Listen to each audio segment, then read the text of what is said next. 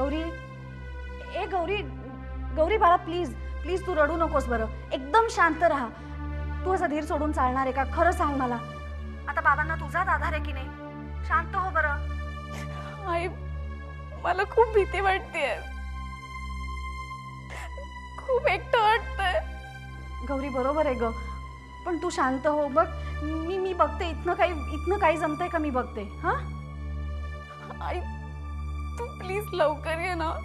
हे बघ, तू काळजी करू नको, मी येते लवकर. आणि तुला जर आणखीन काही कळलं तर मला लगेच फोन कर. हो. हा.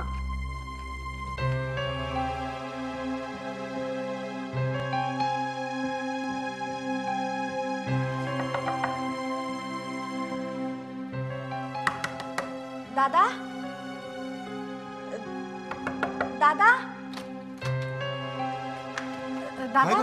अरे अगं तू एवढी घाबरलेली का दिसतेस? अरे गौरीचा फोन आला होता आता. यांना पोलिसांनी अरेस्ट केलंय. काय? हो. विनायकराव ना? हो. पण काय झालं काय?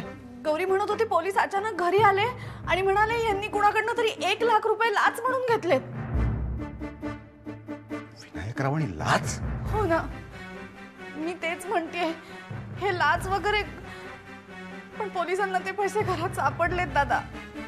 दादा, हे खरं नाहीये. हे खरं असणं शक्य नाही. हे बाकी काहीही करतील पण कुणाहीकडनं लाच घेणं कधीच शक्य नाहीये. दादा, त्यांच्या विरुद्ध रचलेला कट आहे.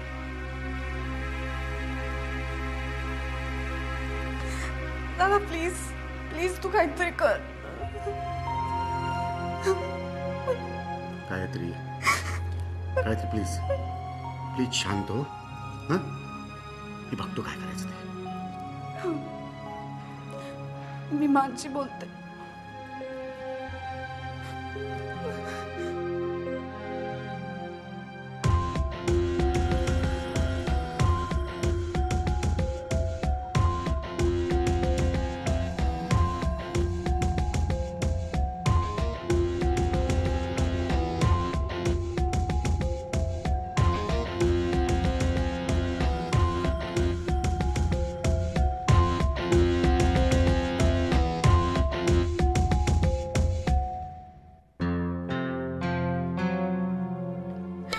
आशिष, कुठे होतास तू? काय झालं? आशिष, पोलीस आले होते, बाबांना पकडून घेऊन गेले. काय? हो, पोलिसांचं असं म्हणणं आहे की बाबांनी लखानी बिल्डर्स कडनं लाच घेतलीये आणि ती कॅश महादेव काकांनी बाबांना आणून पोहोचवली. म्हणजे महादेव काका माफीचा साक्षीदार होणार आहेत. बाबांविरुद्ध ते साक्ष देणार आहेत आशिष. महादेव? आणि मला तर असं वाटतं की हे सगळं मुद्दामून घडवून आणलंय आशिष त्यांनी. गौरी, हे बघ, शांत. गौरी, हे बघ, आता आपण काही करू शकतो का? आशिष, काही करून आपण बाबांना बेलवरून सोडवायला पाहिजे. अगं हो, पण या क्षणी आपण काही करू शकणार आहोत का? आता कुठला मॅजिस्ट्रेट भेटणार आहे आपल्याला? हे बघ, आपण बघू काय करायचं. ओके? पण मला एक कळत नाहीये, हे केलं कोणी असेल? म्हणजे बाबांवर एवढा राग कोणाचा? अनेकांचा. बाबांसारखा माणूस सगळ्यांनाच काट्यासारखा सलत असतो. नाही, मग बरोबर आहे, केव्हा ना केव्हा तरी हे होणारच होत. आशिष, काय बोलतोयस तू? हे चुकीचं बोलतोय काही? सांग ना, चुकीचं बोलतोय का? जो काही तमाशा आज घडला इथे तो कोणामुळे?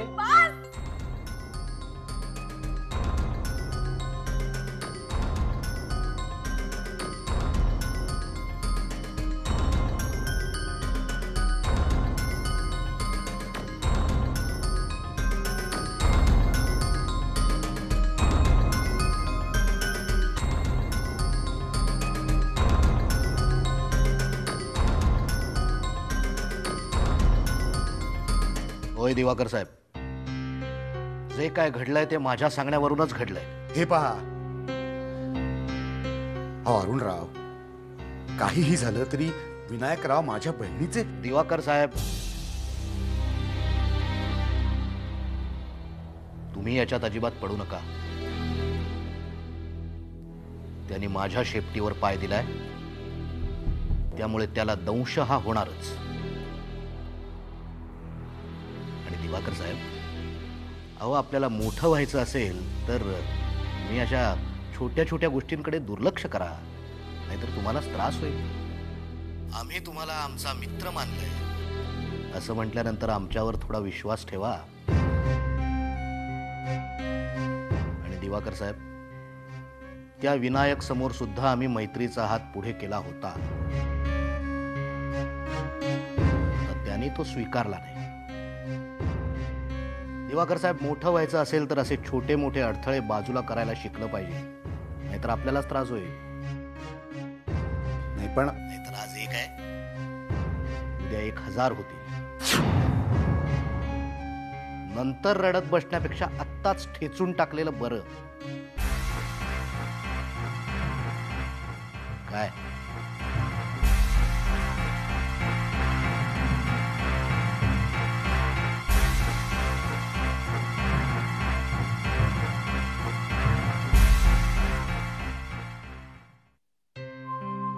तर असं सगळं झालं विशाल. कुणाला खरं तरी वाटेल का हे सगळं? अगं मलाही अजून खरं वाटत नाहीये. माझ्या समोरचीच गोष्ट आहे. हे घर गहाण ठेव आणि महादेवला जाऊन पैसे देऊ असं म्हणाले होते ते. आणि आता तुमचे महादेव काकाच माफीचा साक्षीदार. विशाल, मला तर असं वाटतं की बाबांविरुद्ध कोणीतरी कट रचलाय. तुझा कोणावर संशय? बाबांसारख्या माणसाला भरपूर शत्रू असतात, हे तुला सुद्धा माहितीये. पण गेले काही दिवस ते अरुण गडकरींच्या कंपनी विरुद्ध आवाज उठवतात.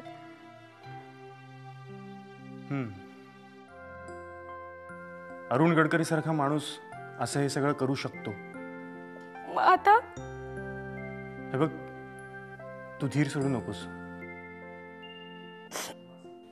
बाबांना पकडलं याचा अर्थ गुन्हा सिद्ध झाला असा नाही. आणि गुन्हा सिद्ध करणं वाटत इतकं सोपं नाहीये. बरं, ते सगळं जाऊ दे. ते उद्या सगळं आपण कोर्टात पाहू. सगळ्यात पहिल्यांदा बाबांना जामिनावर कसं सोडवता येईल हे पाहायला हवं. विशाल, आज रात्रीच काही करता येणं शक्य आहे का? मी बघतो आणि तुला सांगतो. बरं, तू काही काळजी करू नकोस, कळलं? मी आहे ना, मी तुला फोन करेन. Okay, bye. बाय.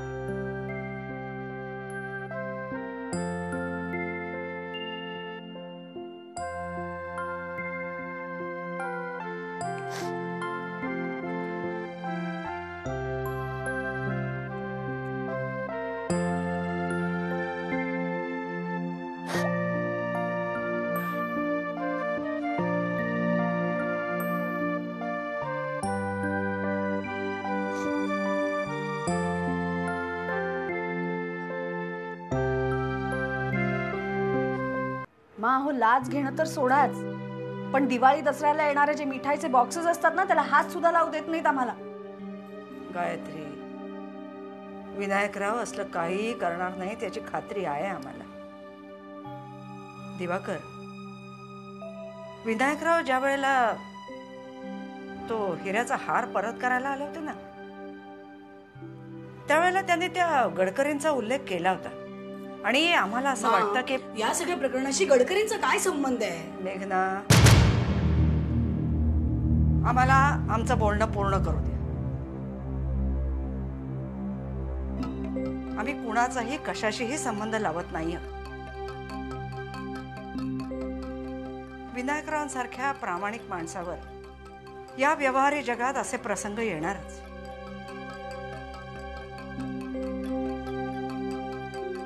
पण त्याला निदान आपण तरी कारणीभूत होऊ नये. माव, काय बोलताय तुम्ही? त्याच्याशी आपला काय संबंध आहे? दिवाकर, गडकरी आपले व्याही होणार आहेत म्हटल्यावर आपला संबंध येत नाही. मी तेच म्हणते तुम्हाला. म्हणजे जेव्हा हे सगळं कळलं तेव्हा लगेच दिवाकरांनी गडकरींना फोन केला नाही का?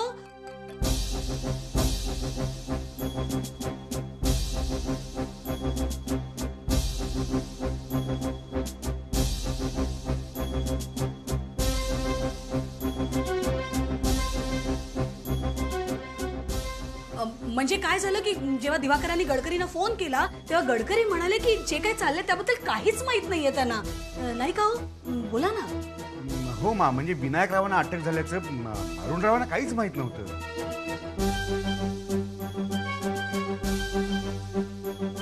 पण मग आणखी कोण विनायकरावांना अडकवण्याचा प्रयत्न करतंय?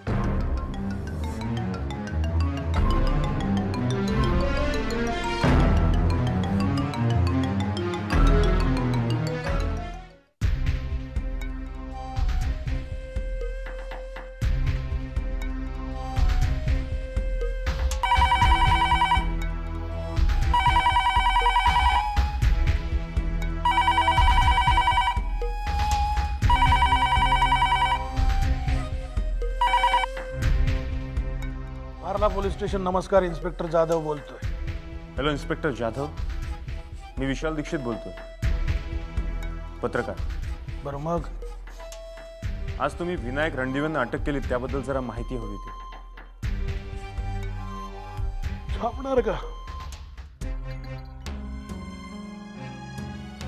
हे बघा, विनायक रणदिवेंनी लाखाणी बिल्डर्स कडून लाच घेतली. ज्या माणसाने लाच नेऊन दिली तो माफीचा साक्षीदार झाला.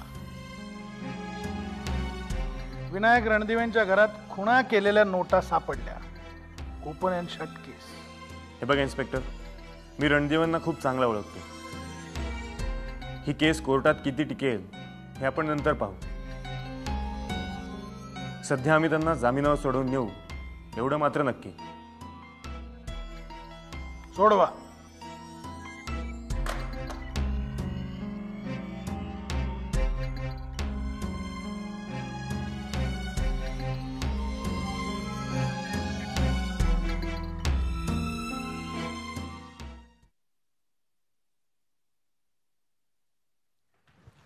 अरे सागर, सागर तुला समजलं का?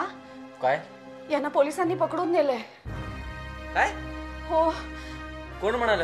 आत्ताच गौरीचा फोन होता. नाही पण हे कसं शक्य आहे?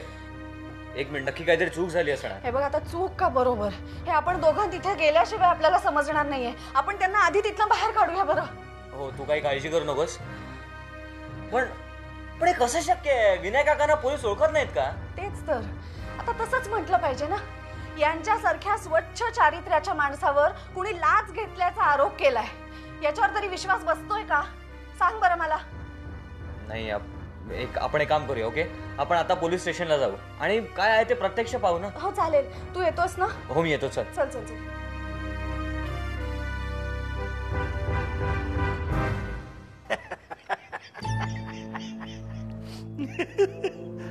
अरे काय आता आपण लहान राहिलोत का? बकवास झाला. अरे त्या सिनेमात सतत पोलिसांची बदनामी. आपण काय एवढे वाईट आहोत का? हा, आता आला एखादा तिरपागळ्या डोक्याचा तर पोलीस खाक्या, नाहीतर अरे आपण बहुत अच्छे इंसान आहे यार. Excuse me. एक मिनिट. हा हा, मी करतो तुला फोन. करतो. बोला. तुम्ही आम्हाला इथे काय फुकट टाइमपास करायला बसवलंय? का त्रास देताय आम्हाला? तुम्हाला काय वाटतं? सरकारने इथे आम्हाला माशा मारायला बसवलं? मग काय, कुठल्या तरी प्रामाणिक माणसाला उगाच जेलमध्ये टाकण्यासाठी आणि त्यांना भेटायला आलेल्या माणसांना उगाच त्रास देण्यासाठी बसवलंय तुम्हाला इथे?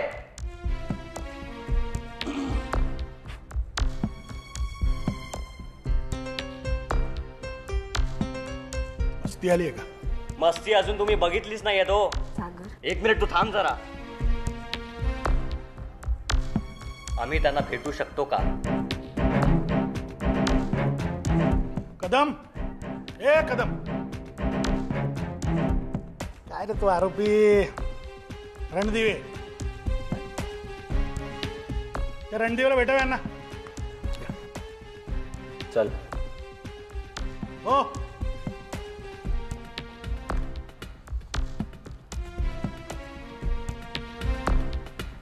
काय तुमचा तो आरोपी आहे ना, तरी लाच घेतली. लाच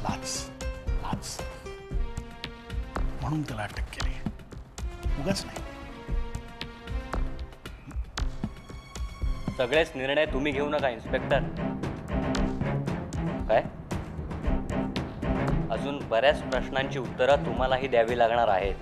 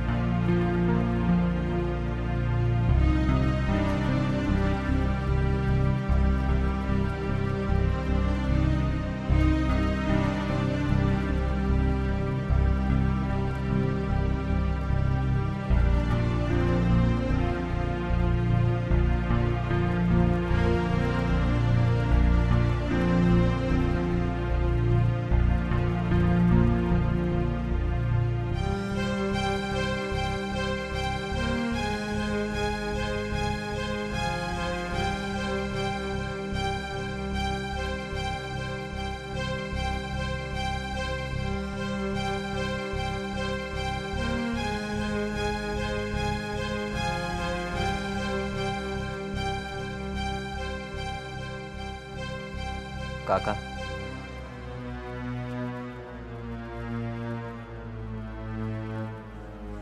कसे आहात?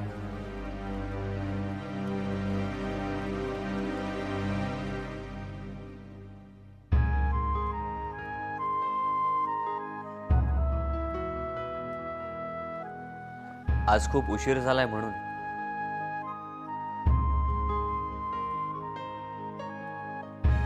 नाहीतर मी आत्ताच वकील साहेबांना घेऊन येणार होतो.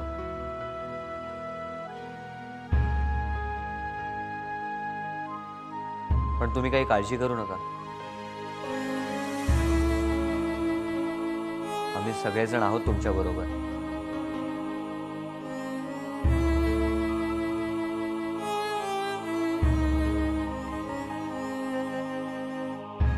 उद्या सगळं होईल व्यवस्थित.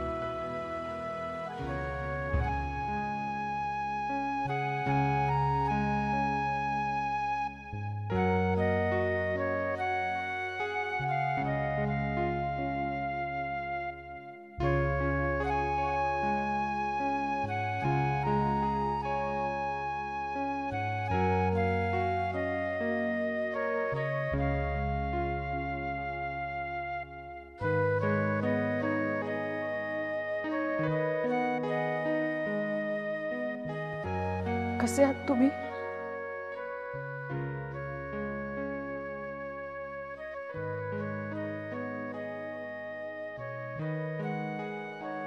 काही खाल्लंय का?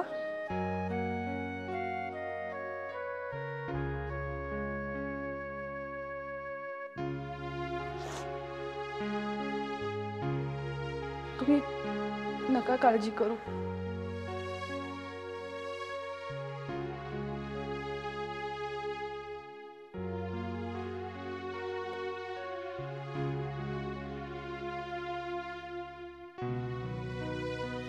येऊ मी?